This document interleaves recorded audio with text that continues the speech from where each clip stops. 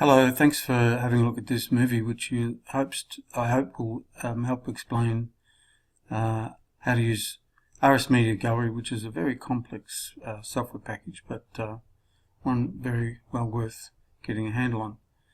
Now, on the homepage of the Friends of Chiltern site, we're looking at the slideshow at the moment, and that's one aspect of the capability of RSMedia Gallery.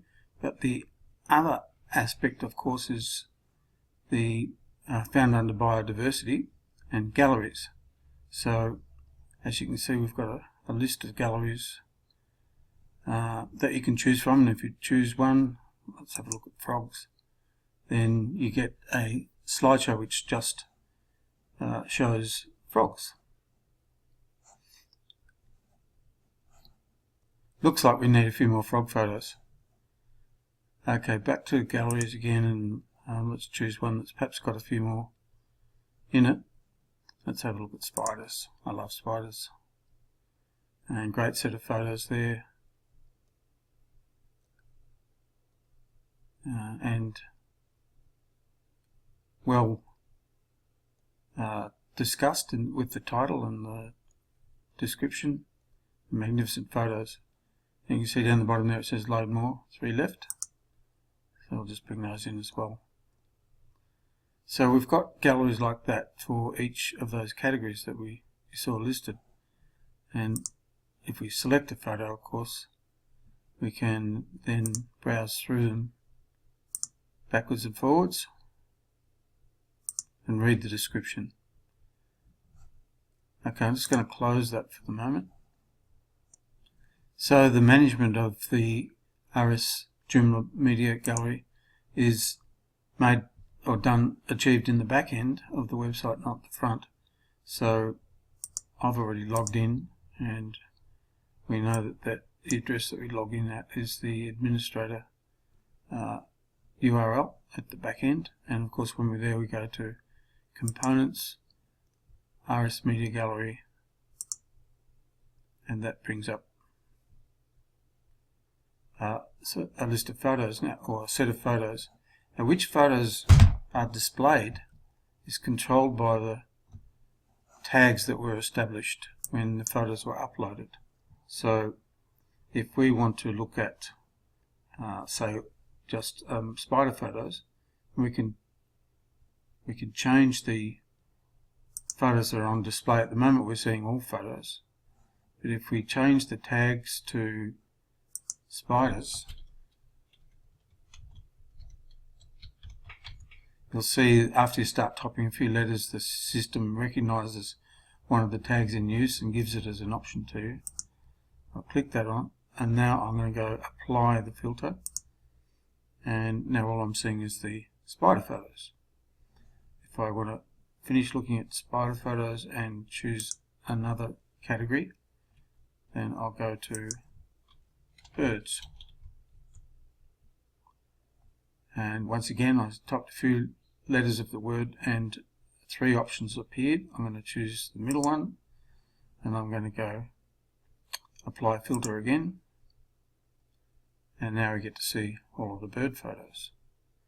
So those tags are assigned to photos. They're not set in concrete. You can change the tags on photos, but typically you tag a photo when you upload it. So over here we've got the upload button. I don't know if you can't see it because I'm not. Okay, I'll just move this screen over here a bit. You can see the upload button, add multiple files, and add the following tags automatically. So if I type in there birds, say I'm uploading some more bird photos, then I've got to go browse, find the photos that I want to upload and select them, and I'll just give a bit of a demonstration of how that might work. And here are some images of, well, they're not birds, but they're images, so they could be uploaded simply by selecting that and then clicking the open button, which I'm trying to drag across, but I'm not having much luck. There it is. Okay, so they would all then be added online into the system, and they would be retrievable when we filter the display of media gallery by the tags birds. And I'll just scroll back here. Notice that we've got a view all tags option over on the right hand side. So here's all the tags that have been used up to now. There's a bit of overlap there, as you can see.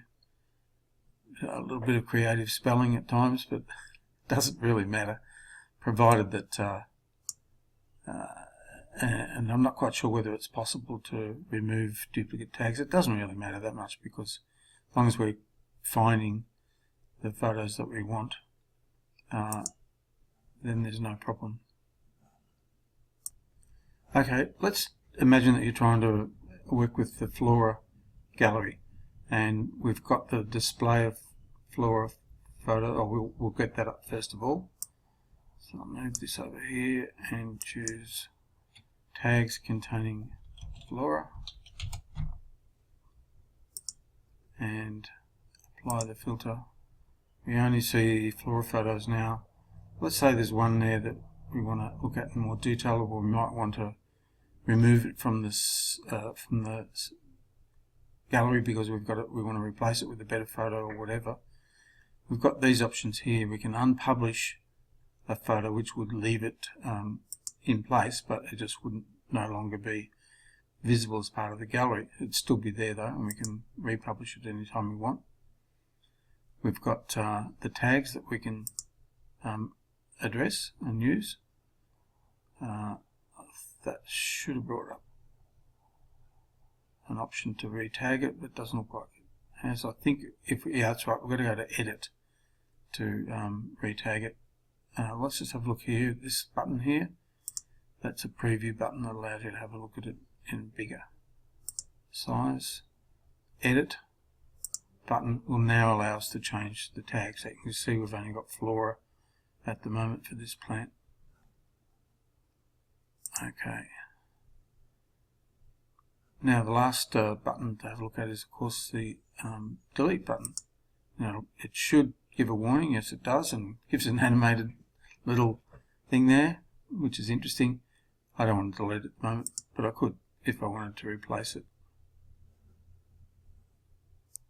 Okay, in summary then, working with the RSMedia gallery is all about working with tags, and you really need to get a handle on that. The tag name or is identity is sensitive by uppercase or lowercase too, so when you're required to type them in, you have to type them in exactly as you want them to be. Now there is another aspect of the RSMedia gallery, and that is, of course, if you look at the home page, let's go back, it's the slideshow. At the moment we're seeing the albino wallaby. As you know, it's an animated slideshow. What we've been looking at is up to now the galleries, which are found under the biodiversity.